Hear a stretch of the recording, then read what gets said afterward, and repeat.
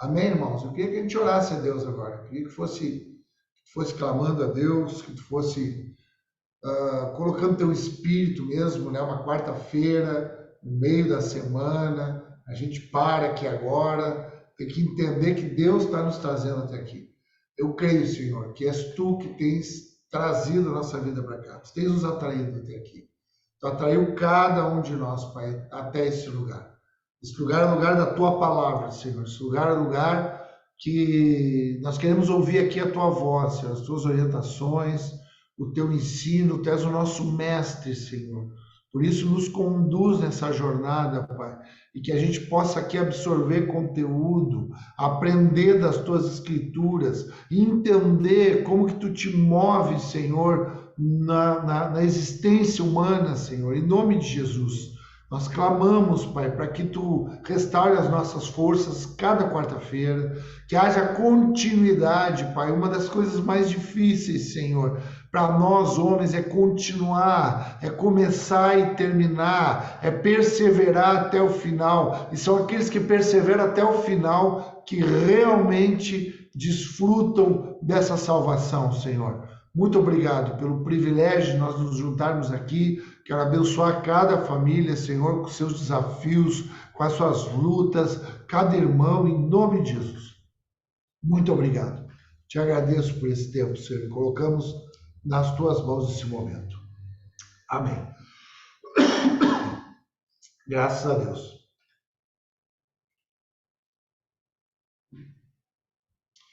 Vamos em frente então, irmãos. Então a gente vai falar a respeito da conversão. Então, qual é a pergunta que fica? Qual é a pergunta que tu já pode colocar aí, né?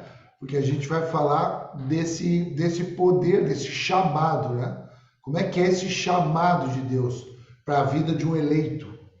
Então já vai escrevendo aí, que nós vamos falar de chamado, nós vamos falar dessa eleição, e a pergunta que fica é, a gente pode resistir ao Espírito Santo?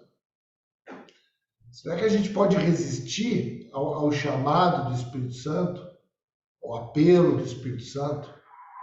Isso é um questionamento que a gente vai ficar. E a gente vai perceber hoje que o Espírito Santo ele pode se mover com um chamado que ele é íntimo, que é um chamado interno, e ele pode se mover também com um chamado que ele é externo, um chamado que vem de fora, um apelo que vem de fora. São maneiras que o Espírito Santo ele vai agindo para poder gerar esse anúncio, essa proclamação. Então é importante a gente saber que o Espírito Santo ele se move desde o início da história. Desde a criação, o Espírito Santo estava lá. Diz que a terra era sem forma e vazia, e o Espírito Santo pairava sobre as águas. Então o Espírito Santo acompanha desde o início da criação. Desde quando tudo se fez, o Espírito Santo, ele estava lá, presente, com o Pai, com o Filho, a figura da Trindade.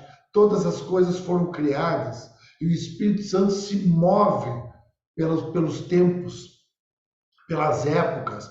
O Espírito Santo, num primeiro momento, no Antigo Testamento, o Espírito Santo, ele faz a obra de Deus, ele vai anunciando a vinda de Jesus, aí falando, anunciando para três classes de pessoas, que são sacerdotes, profetas e reis. Então o Espírito Santo, agora Deus escolhe o Espírito, o meu Espírito, ele vai comunicar a minha vontade, ele vai comunicar aquilo que eu estou fazendo para esses grupos de pessoas, e esses grupos de pessoas, eles vão anunciar para o restante do povo que vai ser reunido pelo meu Espírito. E aí o Espírito Santo, ele gera ali através de Abraão, de Isaac, de Jacó, ele gera um povo no Egito. Um povo que está escravizado e que agora vai ser liberto através da vida de Moisés. E o Espírito Santo agindo. E a graça do Filho, ela anda junto. O Pai, o Filho e o Espírito Santo. Eles vão juntos, conduzindo a salvação pelas épocas, pelos tempos, muitas experiências, a fé de vários homens, de várias mulheres, a fé de um povo sendo narrada, ficou descrita para nós nas Escrituras e o Espírito Santo ia conduzindo. Até que nós temos a finalização do Antigo Testamento.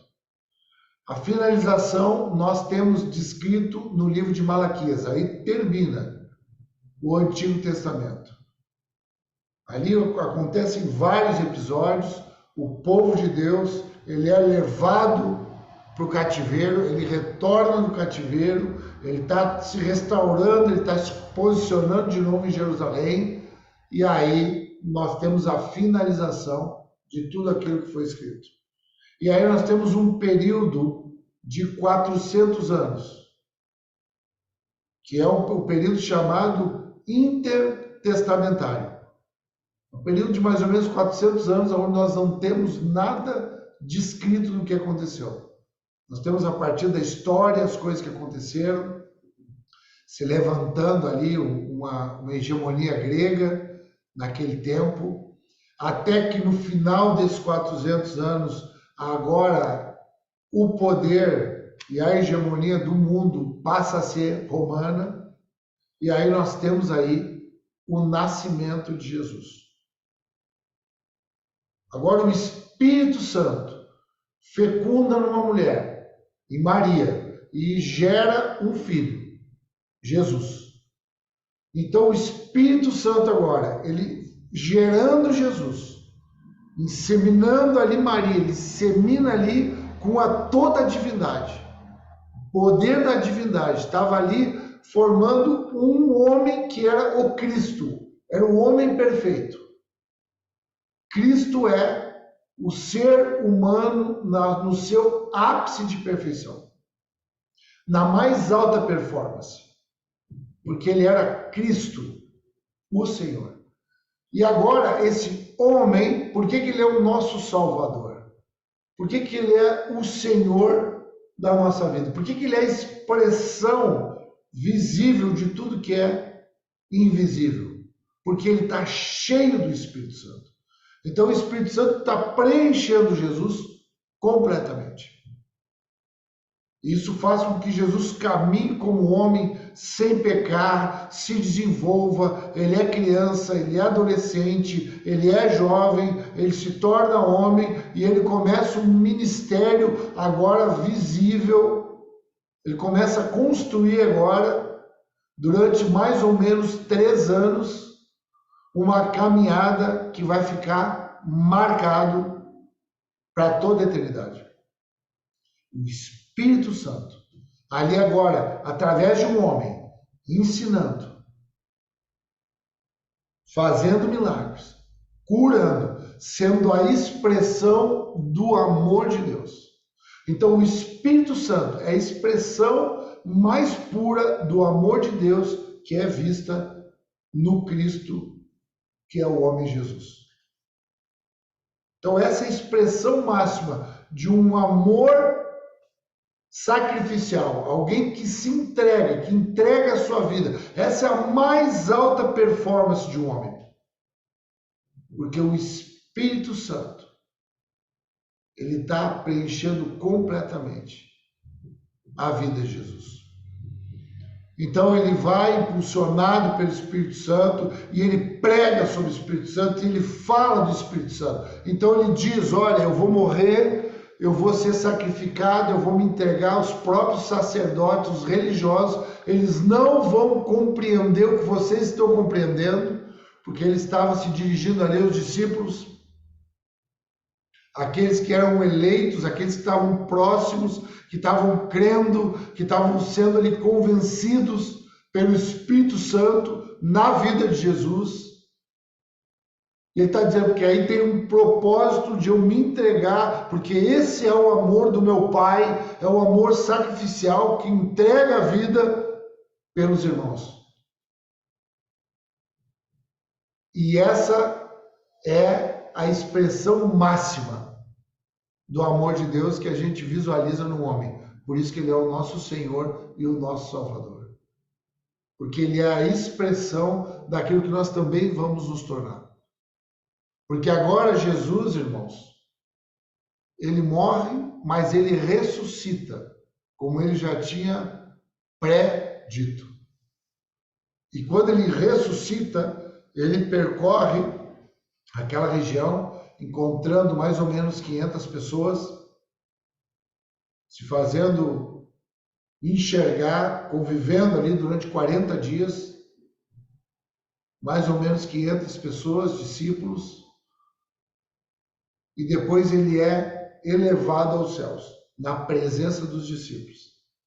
Isso a gente vai ver, a gente vai enxergar isso no início do livro de Atos, que é o que a gente vai começar a partir da semana que vem. E ali começa a igreja, porque Jesus, depois que ele é assunto ao céu, agora o Espírito Santo ele é derramado. E aí vem a vontade de Deus na terra. O Espírito Santo, como moveu integralmente Jesus, vai mover agora outros homens, uma igreja. Vai formar uma igreja, homens e mulheres que vão crer, que vão ter agora Jesus como o protótipo daquilo que é perfeito. E eles também, mesmo na sua imperfeição, eles vão andar em esperança e em comunhão. Porque agora esses pecadores, com a centelha de Deus na vida deles, juntando essas centelhas, eles dão de novo a voz plena do Espírito Santo que estava na vida de Jesus. Amém, irmãos? Então a gente vai ver agora como que a gente pode ser convertido a partir do momento que a gente é eleito. Aqui é uma reunião de eleitos, tu é um eleito pelo Espírito Santo. Tu foi predestinado pelo Espírito Santo. Então agora a gente vai ver essas características e os conceitos dessa conversão. Quais as características e quais os conceitos dessa conversão a partir, isso é importante escrever aí, de uma doutrina reformada. Então isso é a partir da doutrina reformada. Como é que aqueles que são reformados, aqueles que são também, como nós somos, que entenderam aquele novo tempo, aquela restauração das Escrituras, como é que a gente também entende agora como se dá essa conversão. Então, essa conversão, escreve aí, que é a conversão eficaz. Escreve conversão eficaz. Por quê? Porque é a graça eficaz, que é uma graça irresistível, que é essa graça, essa palavra entrando no íntimo do homem. O Espírito Santo persuadindo e convencendo o homem. Esse chamado íntimo, esse convite ao pecador para receber a Cristo. Isso se dá no íntimo. Esse é o chamado efetivo dos eleitos. Escreve que é uma graça que ela é irresistível. Essa íntima, ela é irresistível. Em muitas passagens das Escrituras, isso fica muito bem conceituado. Mas eu acho que aqui mais, a referência mais clara disso, está lá no livro de... Antes disso, vamos ler isso que eu estou falando aqui, lá no livro de João, capítulo 16, versículo 8.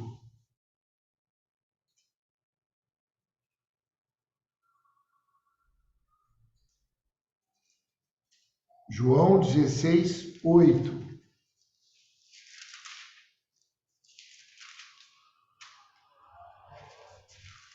O que Jesus está falando? Vocês lembram, né? Sempre é bom lembrar que onde Jesus fala claramente do Espírito Santo é no capítulo 14, 15 e 16.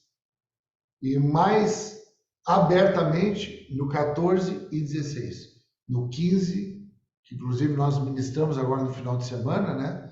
Ele fala mais parabolicamente. Então, 16:8. Encontraram aí? Tudo certo?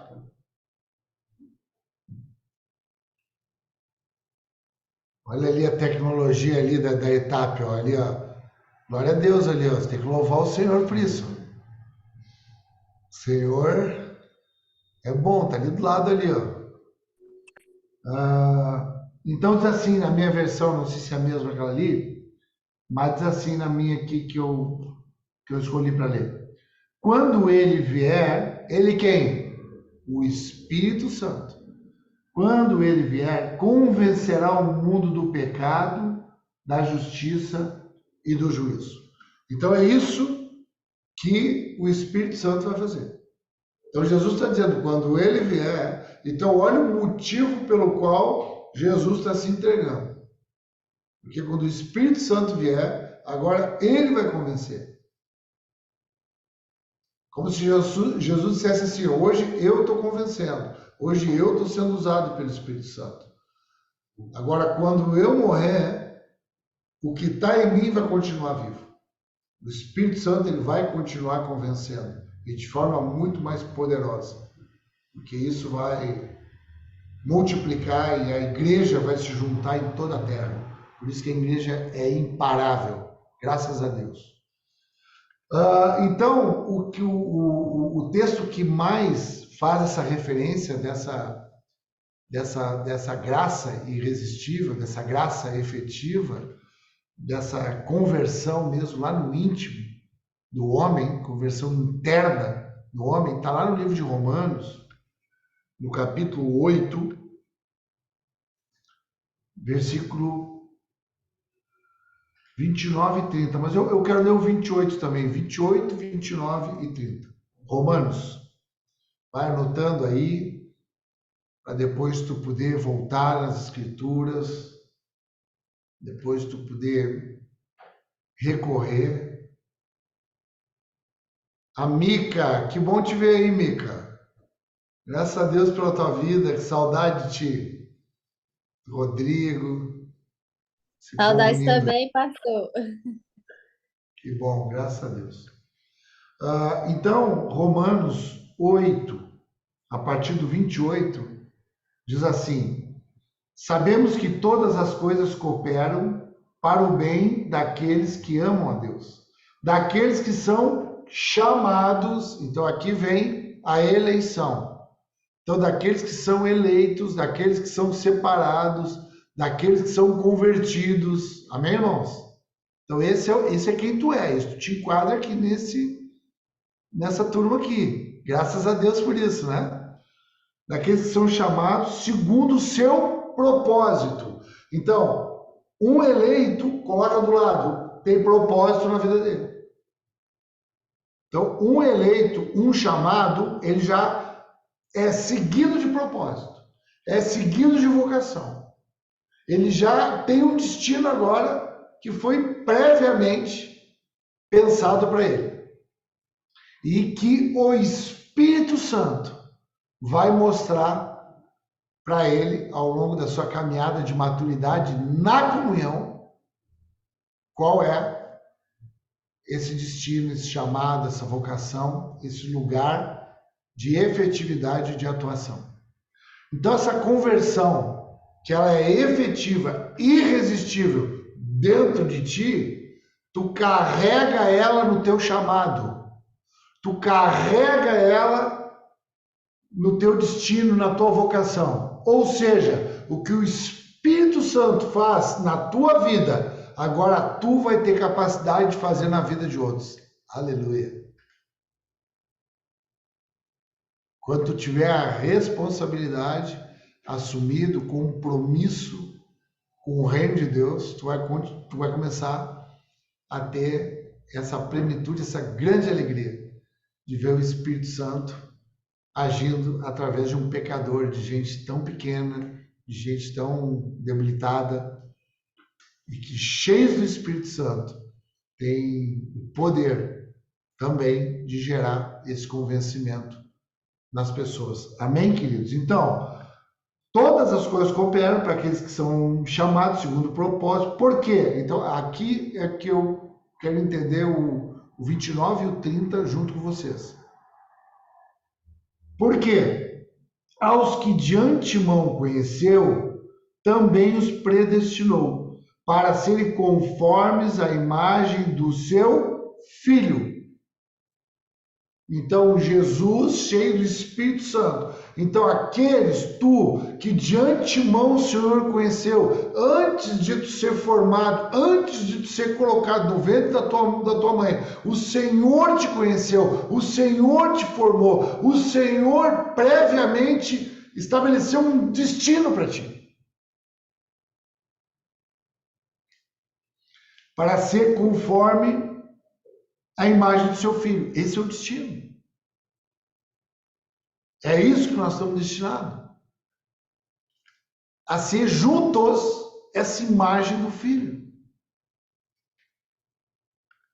A fim de que ele seja o primogênito entre muitos irmãos. Por isso que é muito importante o anúncio ser a partir da comunhão. Por isso que o Espírito Santo, ele pode até anunciar, proclamar, libertar, fazer com que alguém creia através de uma pessoa. Mas ele só vai conduzir, ele só vai ensinar, ele só vai formar, ele só vai ajudar a desenvolver, se for através de uma família. Comunhão, os irmãos.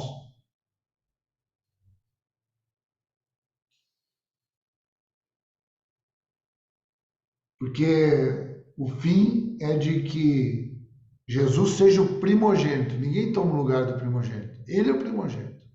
Ele é a nossa ligação. Ele é o nosso despertamento.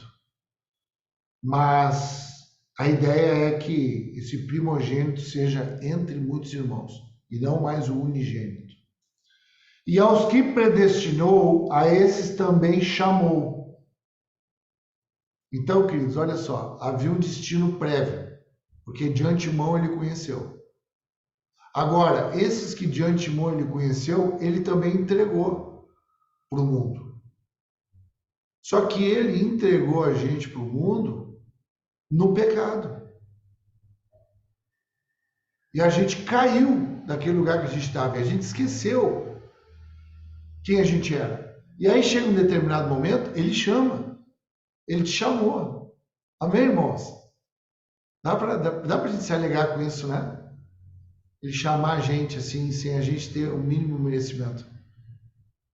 Porque Jesus, ele se entregou e morreu cheio do Espírito Santo, sem ter nenhum pecado, para que eu e tu fôssemos chamados sem merecimento nenhum, porque o mérito é todo dele.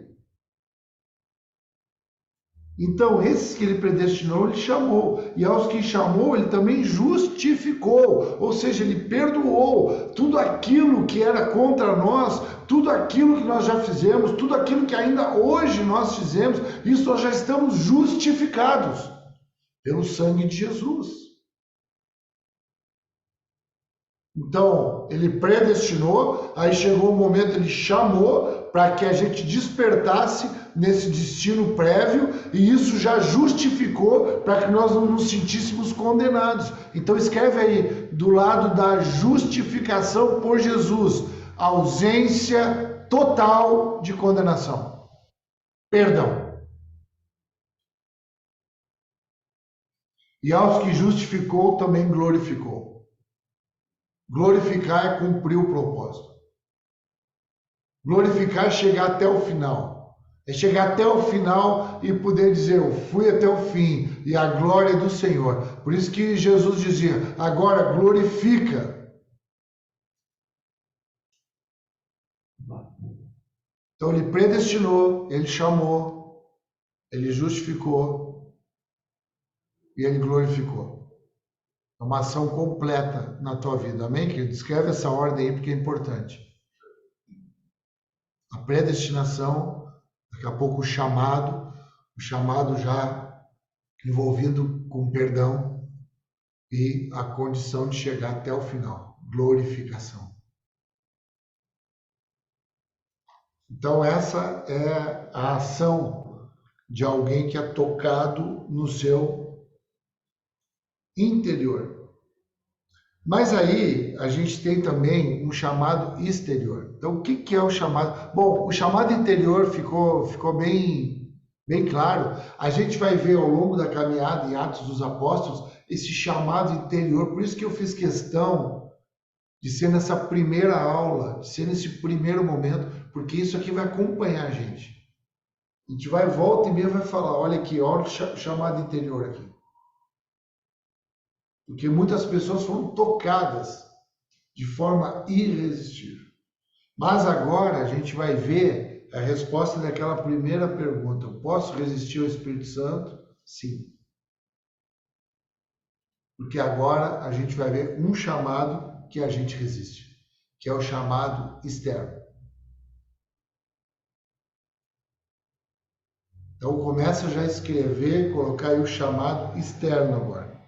O que é esse chamado externo? Bom, esse chamado externo é para todos. Então o chamado interno não é para todos. É para quem? Para quem é o chamado externo? Interno? Quem pode abrir o áudio aí rapidinho e falar para quem é o chamado interno? Quem? Para a igreja, os eleitos. Para os eleitos. Muito bem. Então, o chamado interno, ele é irresistível, é para os eleitos. Agora, o chamado externo, ele é geral. É o Espírito Santo derramado em toda a carne. Esse é o chamado externo. Agora, como que ele acontece?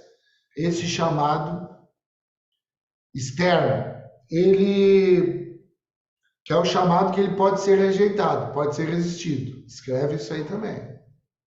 Porque ele já vem, esse chamado externo, ele vem regado com a rejeição. Porque nem todos que se deparam com o chamado externo têm as condições de responder. Diferente do chamado interno, que é o efetivo.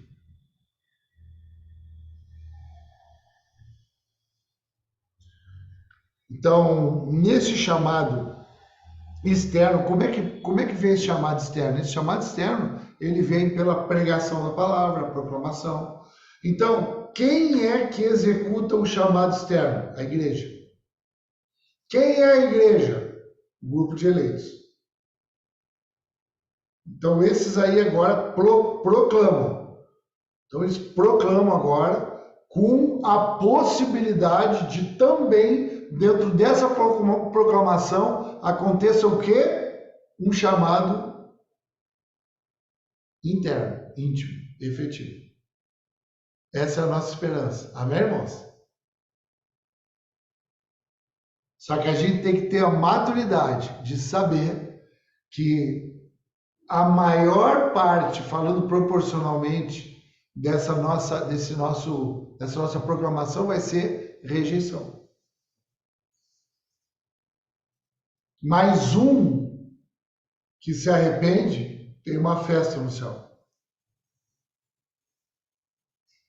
É a nossa total alegria. Por isso que a gente olha uns para os outros aqui, ó, e diz assim: louvado seja o nome do Senhor. Por isso que a gente tem que andar junto, irmãos. Porque a gente é esperança um na vida do outro. Porque o que aconteceu conosco foi algo extraordinário.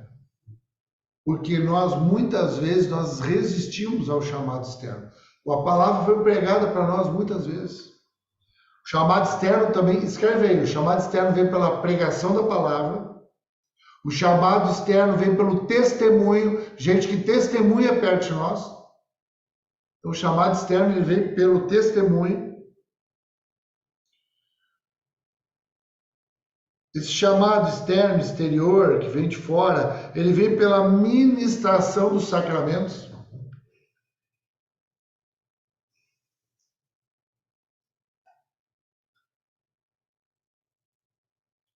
Agora eu quero ver, Rosângela, quais são os sacramentos da fé reformada?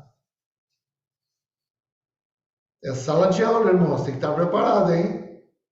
Eu estou aqui, estou colocando a nota aqui para cada um aqui, ó.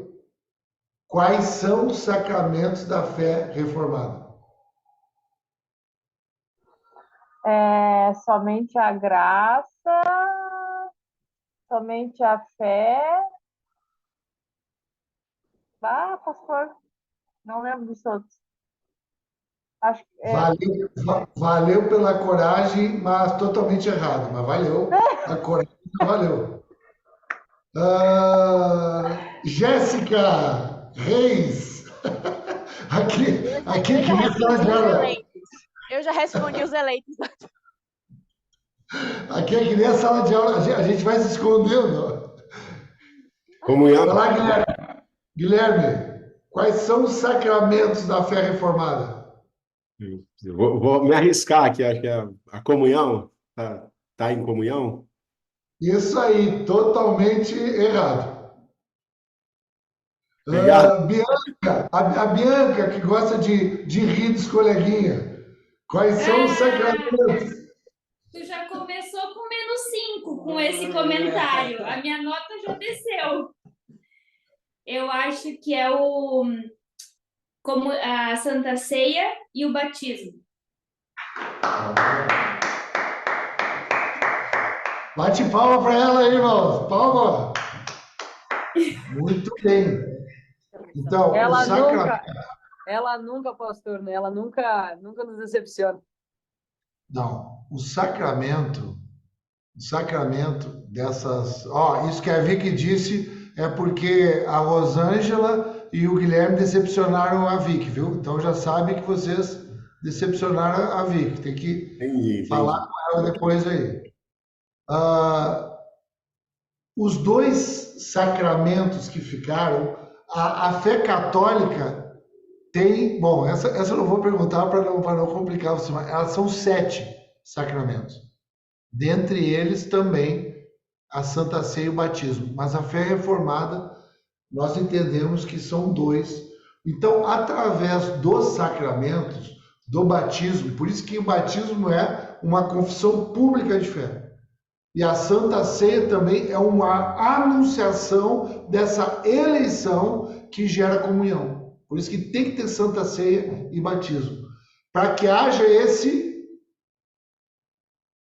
essa pregação externa, para que pessoas possam, quem sabe, serem atingidos por essa pregação externa e recebam uma conversão do Espírito lá no interno. Então, a ministração do sacramento. E aí tem outras proclamações, né? E outras expressões da sã doutrina, mas basicamente são essas aí. Então, a gente vê, uma das coisas que a gente pode ver, eu peguei um texto aqui e eu queria que o pastor Tiago lesse para mim, pastor, por favor, ali no livro de 1 Coríntios 2, 12 e 14. 1 Coríntios 2, 12 e 14.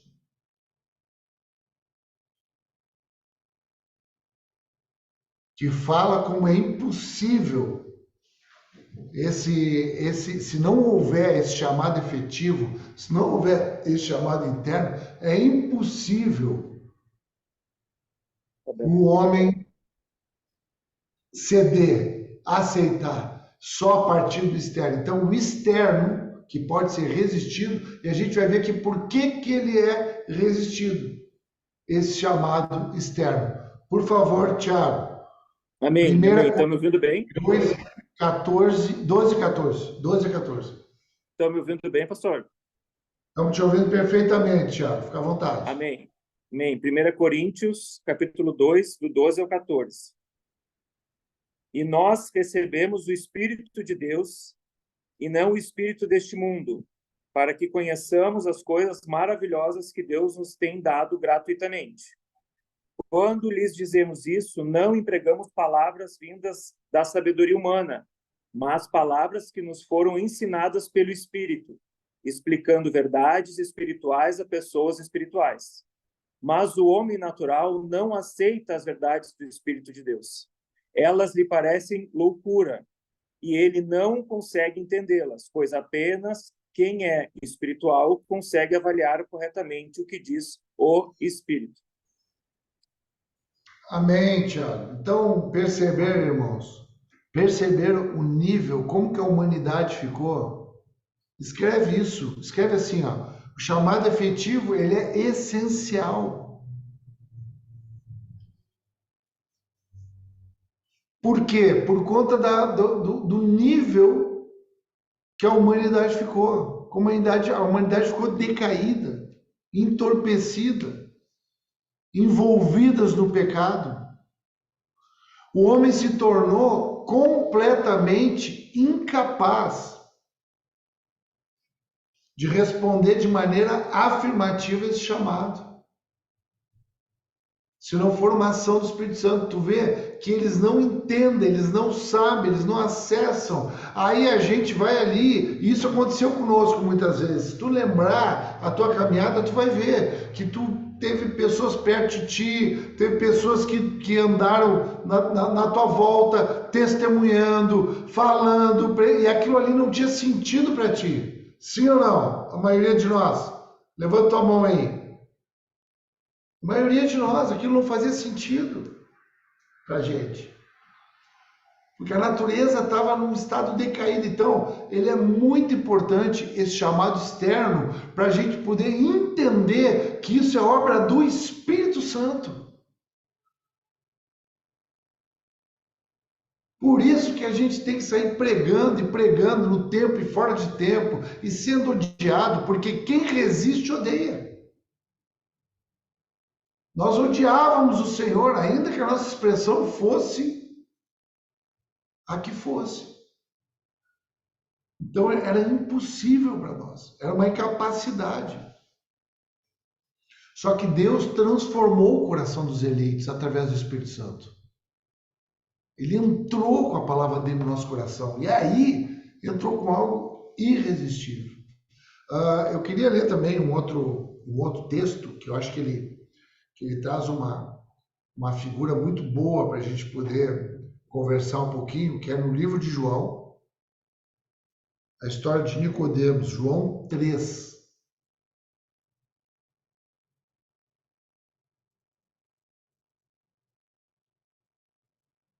João 3, do versículo 1. Deixa eu ver até que versículo a gente pode ler aqui.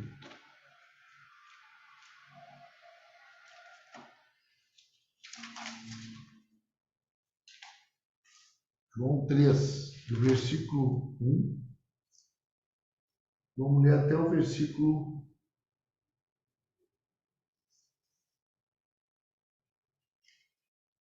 8.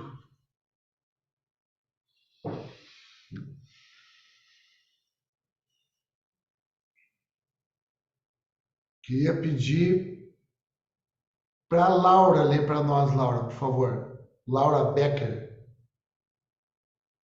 João 3, do 1 ao 8. Vamos acompanhar essa história aí.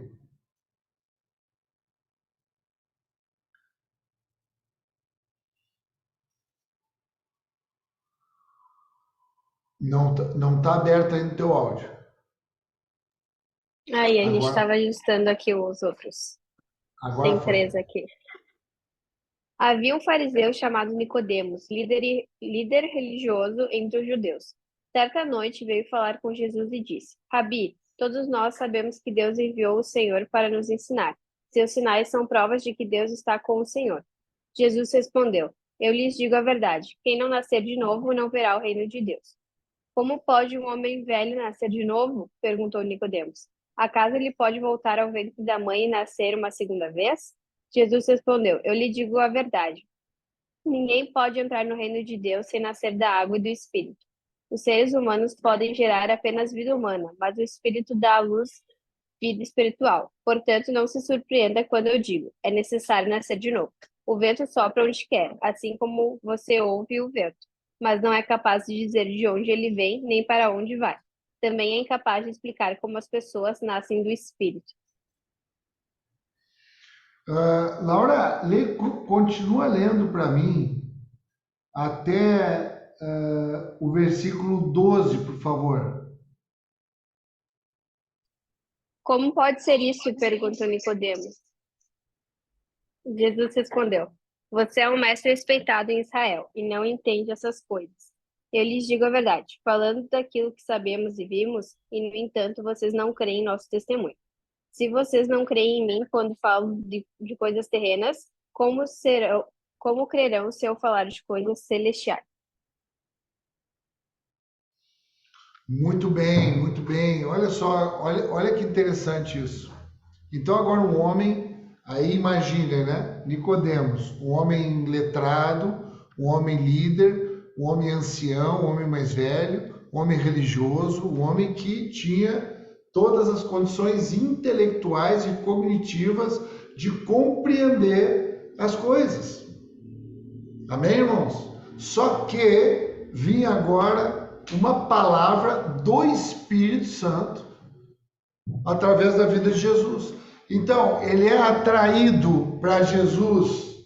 Ele é atraído para Jesus porque ele foi tocado ali dessa forma interna ou da forma externa? Foi um chamado externo do Evangelho ou foi um chamado interno na vida de Nicodemos para ele ir até Jesus? Quem é que se arrisca aí?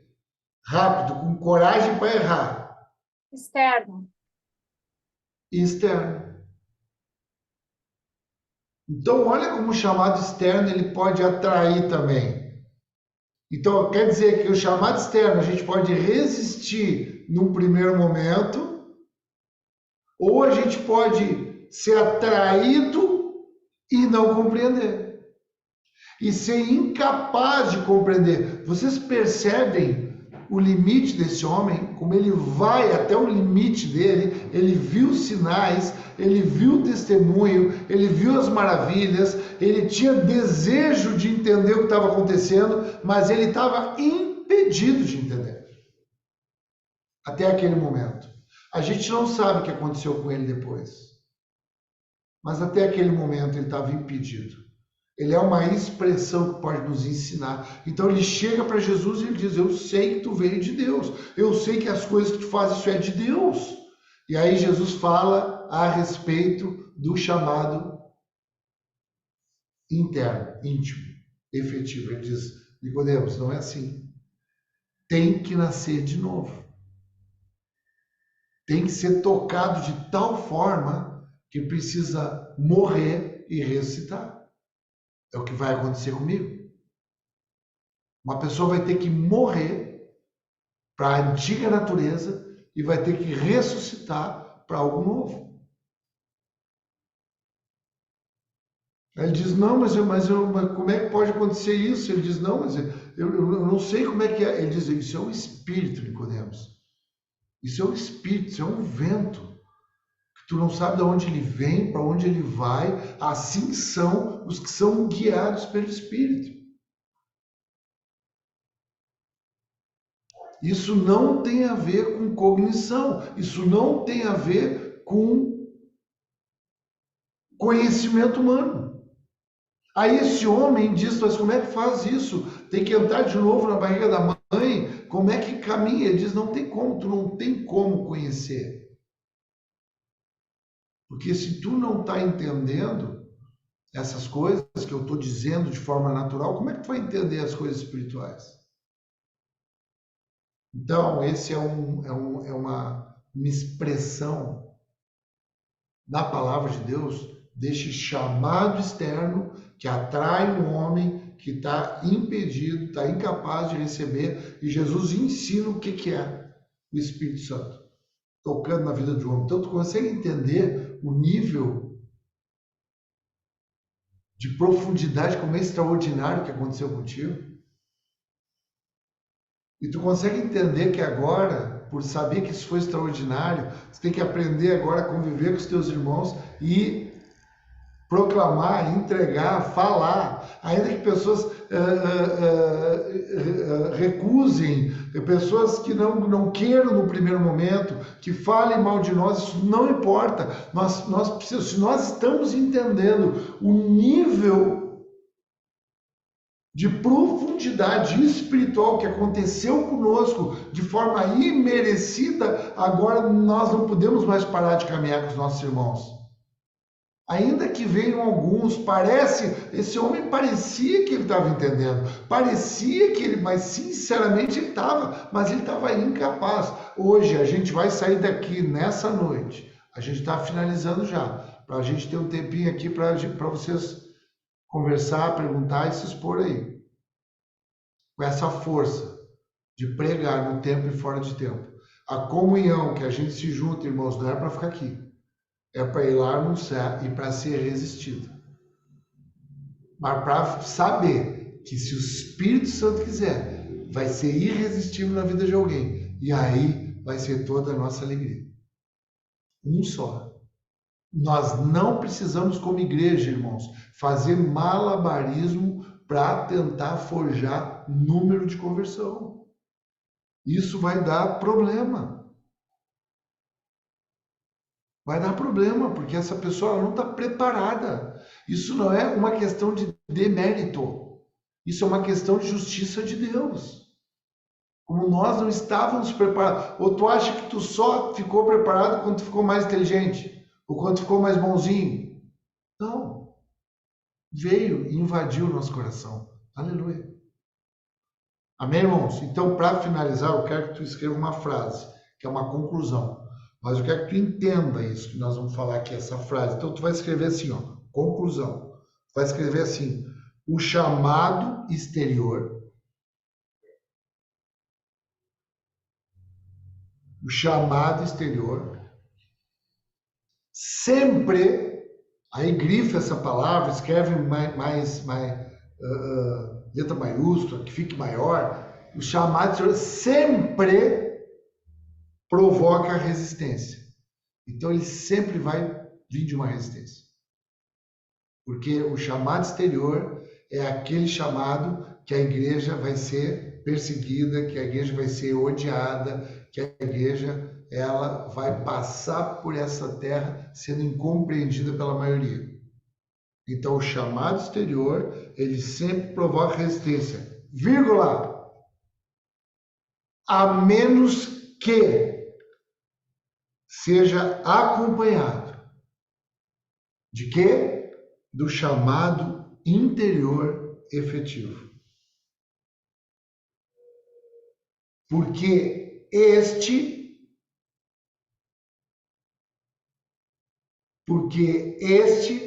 sempre resulta em conversão.